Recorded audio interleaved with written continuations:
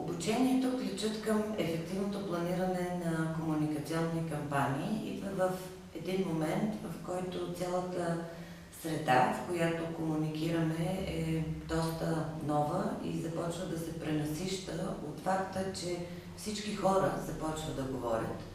И вие, като представители на своите марки и компании, вече не сте единствените, които могат да говорят за тях. Това е и основният аспект, по който ще ръководя обучението. Казвам се Десислава Бушнакова, аз съм доцент доктор по PR, преподавам в Нов български университет и ставам и превеждам книги, свързани с маркетинга, PR и комуникациите, и управлявам агенция за PR Roy Communication. Най-важното нещо, с което трябва да започнем, и вие като хора, които планирате комуникациите на своите кампании и компании, е позиционирането за кого е вашия продукт.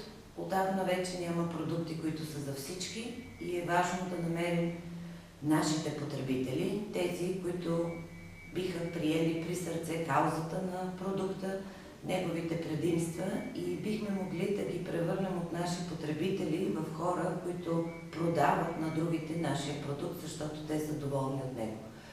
След като видим за кого е нашия продукт или позиционирането и какво искаме хората да знаят за него, логично е да съсредоточим своето внимание върху това, кои са нашите публики, за кого всъщност работим и на кого искаме да продадем.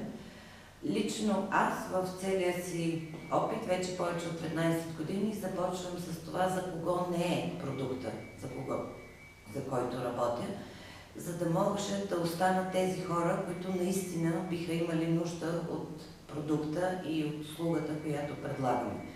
Но това не е достатъчно, защото днес, когато всички говорят, посланията са много, шумът е изключително силен и трябва много внимателно да подберем думите или посланията, с които се обръщаме към нашите потенциални потребители.